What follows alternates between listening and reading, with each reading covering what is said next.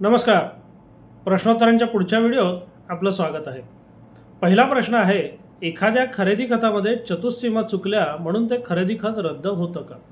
तर अजिबात नाही. खरेदी खतामधील चतुस्सीमा हा खरेदी खताचा एक भाग आहे.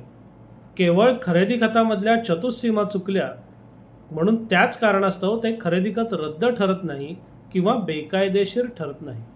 कारण खरेदी खतामध्ये मालमत्तेच्या वर्णनामध्ये चतुस्सीमेसोबतच त्याचा गट क्रमांक, सर्वे क्रमांक इत्यादी माहितीसुद्धा लिहिलेली असते.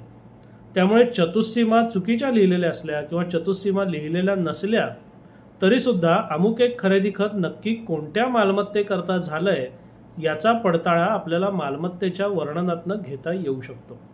साहजिकच केवळ चतुस्सीमा लिहिलेल्या नसणे किंवा चतुस्सीमा चुकीच्या लिहिलेल्या असणे या कारणास्तव खरेदी खत रद्द किंवा बेकायदेशीर ठरत नाही.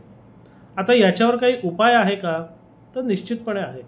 जर खरेदी खतामध्ये चतुस्सीमा लिहायच्या राहून गेल्या असतील किंवा लिहिलेल्या चतुस्सीमा चुकीच्या असतील आणि त्याच्यात दुरुस्ती करायची असेल तर आपल्याला मूळ खरेदी खतामध्ये दुरुस्ती करण्याकरता चूक दुरुस्ती पत्र अर्थात डीड ऑफ करेक्शन रजिस्टर्ड करता येतं. मात्र त्याच्याकरता अट अशी आहे की खरेदी देणार आणि विकत घेणार हे दोन्ही पक्षकार या नवीन दस्ताच्या नोंदणीकरता उपस्थित राहणं अनिवार्य आहे. जर यांच्यापैकी एखादा माणूस जरी उपलब्ध नसेल किंवा चूक दुरुस्ती पत्र करायला तयार नसेल तर असं चूक दुरुस्ती पत्र होऊ शकत नाही. मात्र असं चूक दुरुस्ती पत्र नाही जरी झालं तरी त्यांनी मूळ खरेदी खताला किंवा मूळ खरेदी खताने संपादित केलेल्या अधिकारांना तसा मोठा धोका अजिबात नाही. पुढचा प्रश्न आहे, ज्या व्यक्तीला आपण कुलमुखत्यार दिलं त्याने त्या कुलमुखत्याराचा वापर करून स्वतःच्याच नावे जर ती मालमत्ता केली तर काय करायचं? आता कुलमुखत्यार ही एक अतिशय नाजूक बाब आहे.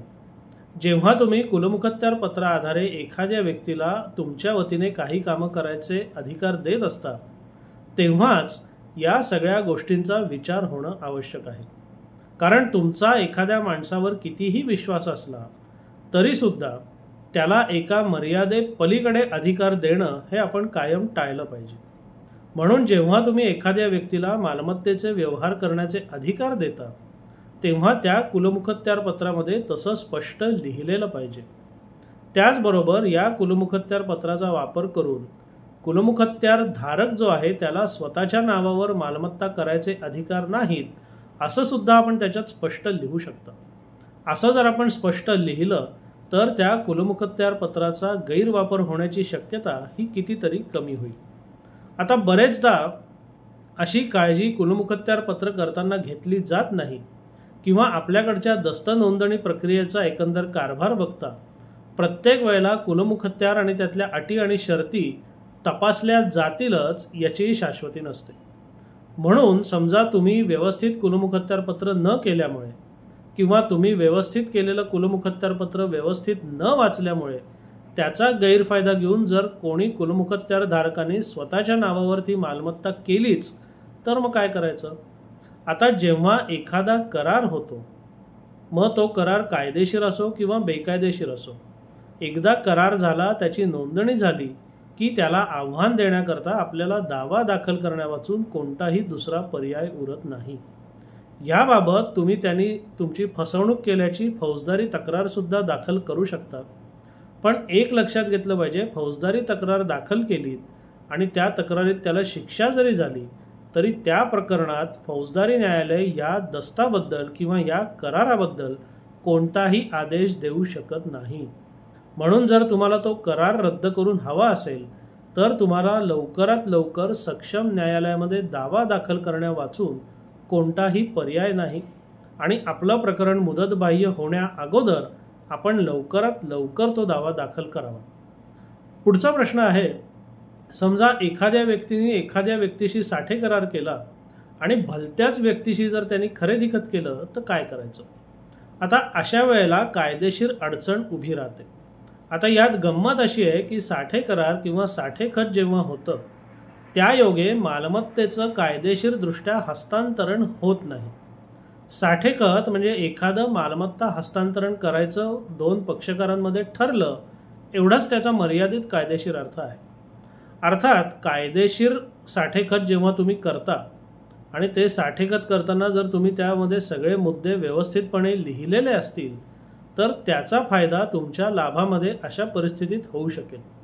समजा तुमच्याबरोबर त्यांनी साठे करार केला आणि भलत्या त्रयस्थ व्यक्तीबरोबर त्यांनी खरेदी खत केलं तर पुन्हा मागच्या प्रश्नाप्रमाणेच एकदा चुकीचा का असेना करार झाला की त्याला आव्हान देण्याकरता दिवाणी दावा करणं हे क्रमप्राप्त झालंच. तुम्हाला ते चुकीचं किंवा तुमच्या हक्क आणि अधिकारांवर गदा आणणारं खरेदी खत रद्द करण्याकरता दावा दाखल करायलाच लागेल.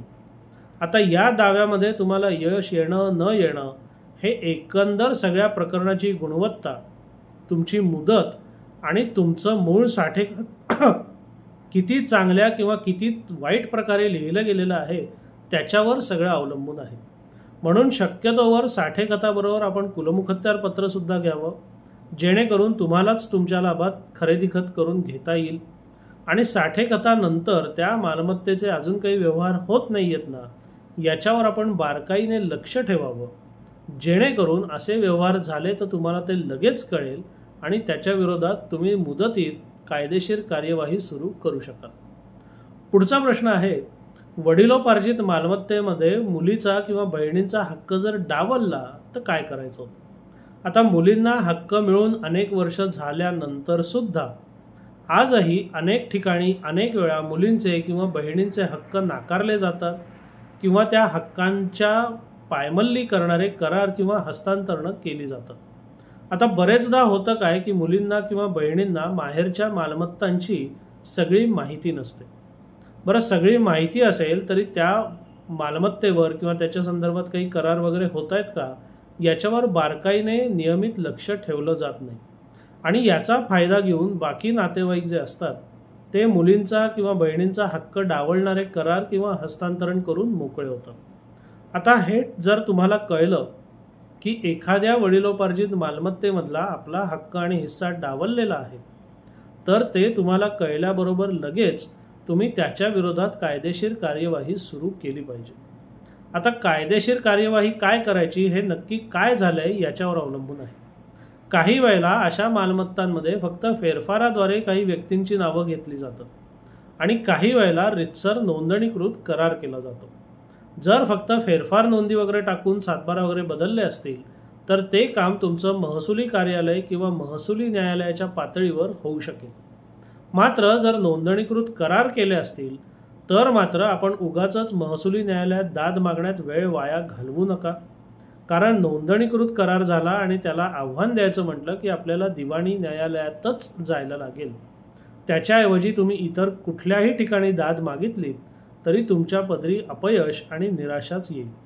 म्हणून जेव्हा तुम्हाला असा करार झाल्याचं कळेल तेव्हा त्या संदर्भातली सगळी कागदपत्र गोळा करून लवकरात लवकर आणि मुदतीमध्ये त्याला आव्हान देणारा दावा दाखल करणं हाच यावर सगळ्यात उत्तम आणि शाश्वत असा उपाय आहे. धन्यवाद.